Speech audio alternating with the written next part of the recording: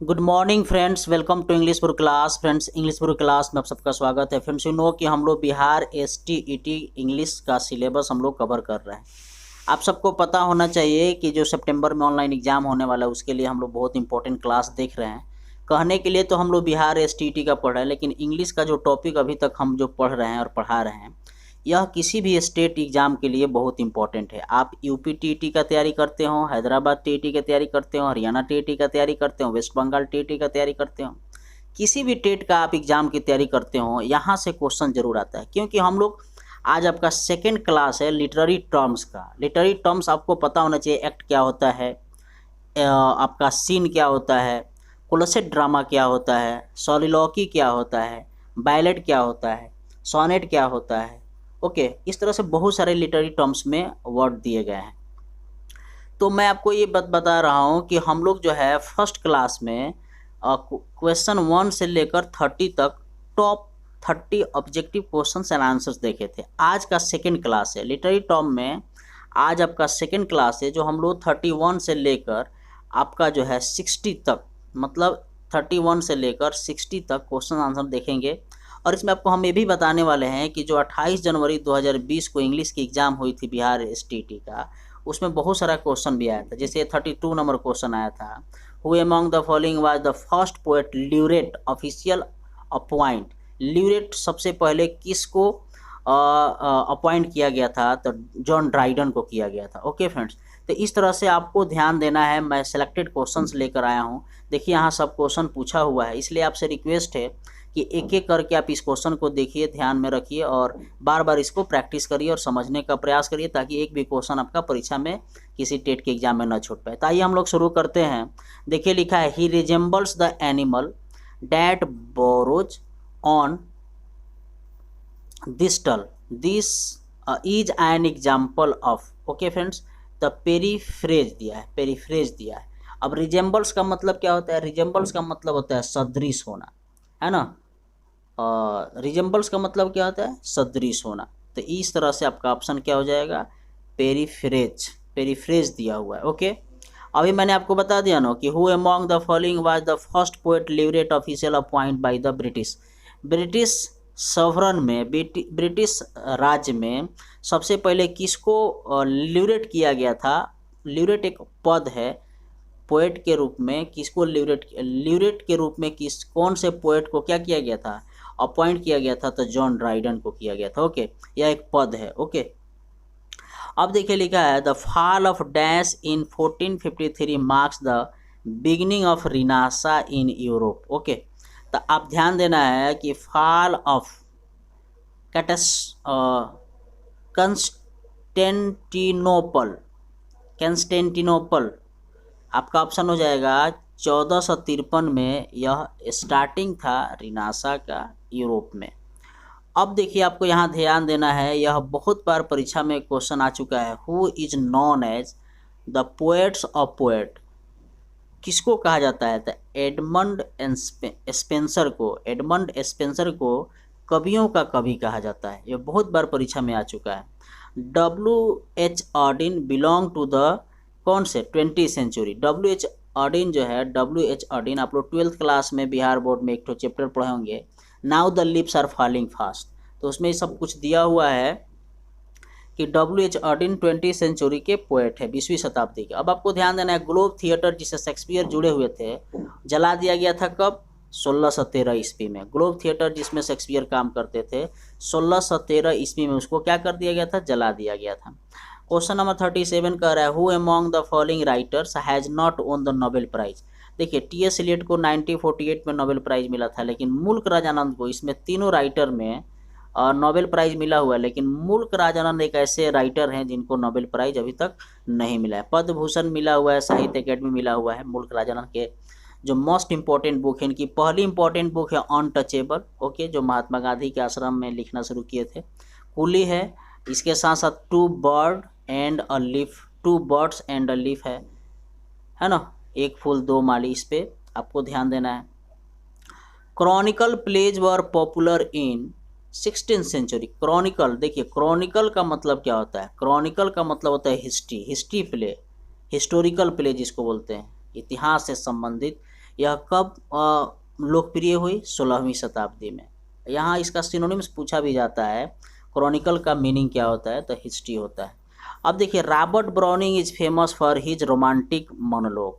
Okay, यह देखिए हम लोग जब मथुरा में एग्जाम देने गए थे 2018 में, तो यहाँ आया हुआ था LT ग्रेड की एग्जाम में, PGT में भी आया हुआ है और टीट में भी बहुत बार क्वेश्चन आया हुआ है। ओके फ्रेंड्स, तो रॉबर्ट ब्राउनिंग को ड्रामेटिक मोनोलॉग कहा जाता है।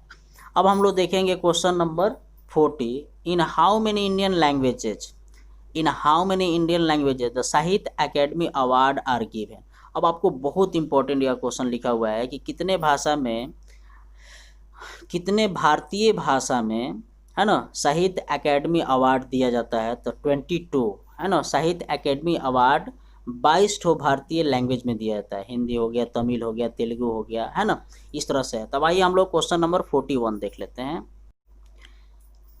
क्वेश्चन नंबर 41 कह रहा है कि अलेक्जेंडर पोप ने किसे कहा था the wisest, the brightest and the nearest of Mankind? Alexander pope ने किसी पोइट के बारे में कहा था, तो वह पोइट फ्रांसिस बेकन है। फ्रांसिस बेकन को फादर ऑफ इंग्लिश एसे भी कहा जाता है। ओके, और जॉन ड्राइडन को क्रिटिसिज्म कहा जाता है, जॉन मिल्टन प्यूरिटन है, डेनियल डिफो है। तो इस तरह से आपका 41 का आंसर क्या हो जाएगा? फ्रांसिस बेकन के बारे में अलेक्जेंडर पोप ने कहा था the wisest, the brightest and the meanest of mankind. Okay friends, अब देखिए क्वेश्चन नंबर 42 कह रहा है who said classicism is health and romanticism is disease. Classicism and romanticism disease है हेल्थ का, तो गोथे ने कहा था। बहुत इंपॉर्टेंट यह लाइन है, Goethe. Okay, question number 43 the moment of return to nature has to do with, okay, romantic age. Okay, return to nature has to do with, संबंध किससे है? रोमांटिक एज से। Okay, the phrase willing suspension of disbelief, क्या लिखा है? Disbelief is associated with ST Coleridge. Okay friends, अब चलिए question number 45 कर रहा है the type of fiction whose setting is in the मेडियावल period. माने उस नॉवेल का सेटिंग जो मेडियावल पीरियड में हुआ, often in a gloomy castle. Okay, repeat with dangerous subtermine passage and use for ghost and mysterious is called gothic novel। अब आपको ध्यान देना है कि वैसा फिक्शन का टाइप होना चाहिए जो घोस्ट से हो और मिस्टीरियस से रिलेटेड हो, उसको हम गोथिक नॉवेल कहते हैं। The word picaresque has been derived from Spanish word picaro. Okay friends, यह पिकेरस कहाँ से वर्ड डिराइव किया गया है? स्पेनिश वर्ड है। Who defined romanticism as the renaissance of wonder? Renaissance, है ना, तो वैट डॉटन। ओके फ्रेंड्स, तो ऑप्शन आपका क्या हो जाएगा? ए हो जाएगा। Who said romanticism is an addition of strangeness to beauty? तो वाल्टर पाटर ने कहा था। अब चलिए हम लोग देखते हैं question number 41। Who coined the phrase liberalism in literature? Okay friends, who coined the phrase liberalism? The Victor Hugo ने कहा था। आपका ऑप्शन क्या हो जाएगा? ए हो जाएगा। लिबरलिज्म जो होता है लिटरेचर में, इस लाइन को किसने बोला था? विक्टर हॉग ने। अब हम लोग क्वेश्चन नंबर 50 देखेंगे। क्वेश्चन नंबर 50 कह रहा है the phrase sentimental melancholy. Melancholy का मतलब होता है उबाऊ। सेंटिमेंटल मेलांकली का मतलब associated with Thomas Gray. Okay friends, sentimental melancholy किससे जुड़ा हुआ है? तो थॉमस ग्रे से। The phrase emotional psychology in fiction is associated with Richardson. Doctor Samuel Richardson के द्वारा जुड़ा हुआ इमोशनल साइकोलॉजी किसके जुड़ा हुआ है? किसके फिक्शन में जुड़ा हुआ है? किसके फिक्शन से जुड़ा हुआ है? Doctor Samuel Richardson. who said romanticism is precisely situated neither in choice of subject nor exact truth but in the way of feeling। Charles Baudelaire ने कहा था। Okay friends. 53 the phrase Waverley novel is associated with Walter Scott. Sir Walter Scott से जुड़ा हुआ है यह novel. Okay friends. French revolution began in. French revolution कब हुआ? 1789। आप सबको पता है फ्रांस की क्रांति। Name the Shakespearean stage actor who successfully played the role of Shylock and many other in Hamlet, King Lear, Othello, Macbeth. आपको पता है क्या कह रहा है? एडमंड कीन। एडमंड कीन माने उस शेक्सपियरियन स्टेज के बारे में बताना है जिस पे सारा प्ले किया गया था, तो एडमंड कीन के बारे में। अब देखिए, the Caxton press was established in 1476। Caxton press जो था वो 1476 में उसको स्थापना हुई थी। The first book printed in English by Caxton press is history of Troy. 58 का रहा, who wrote true wit is what oft was thought but never so well expressed, the Pope ने कहा था। अब हम लोग लास्ट क्वेश्चन देख लेंगे फ्रेंड्स, 59 और 60। क्वेश्चन नंबर 59 कर रहा है, whom did doctor Johnson consider the father of English criticism. Okay, बहुत इंपॉर्टेंट क्वेश्चन है। डॉक्टर जॉनसन किसको समझते हैं फादर ऑफ इंग्लिश क्रिटिसिज्म को? तो जॉन ड्राइडन को। यह क्वेश्चन पूछा गया था। कैडमियन एंड सिनोउल्फ। कैडमन एंड सिनोउल्फ जो है एंग्लो सेक्सन पोएट थे। Okay, who was the father of poetry in English literature. यह बहुत बार क्वेश्चन आ चुका है। 28 जनवरी 2020 को जो एग्जाम हुई थी बिहार एसटीईटी में, जेफरी चौसर, इसका आंसर हो जाएगा और पूछा भी गया था। The war of roses took place during the period of 1455 से लेकर 1485।